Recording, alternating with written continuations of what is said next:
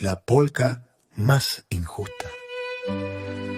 Dicen que durante el atardecer de un 5 de enero, un sastre llamado Clementino Campos le esperaba ansioso a un cliente que tenía que pagarle por un trabajo que ya hizo. Ese dinero era muy importante para Clementino, porque iba a ser destinado al regalo de los Reyes Magos para su hija Ramonita. Pero la noche llegó y el cliente no apareció. A la mañana siguiente, Ramonita se despertó y encontró sus zapatitos vacíos. Entonces llorando le dijo a su papá: «¡Qué malo que son los reyes!».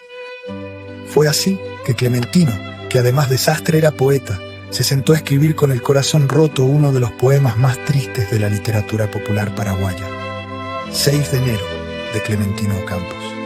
El poema se expandió rápidamente hasta volverse una polca que popularizó Dúo Quintana Escalante.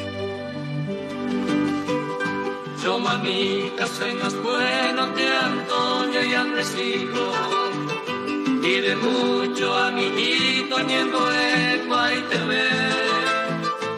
De manos son los reyes, no me trajo ni un autito. Comprame la mamita y contate a saber. Los versos resuenan hasta hoy en los corazones de los paraguayos, como denuncia de la desigualdad y la injusticia social.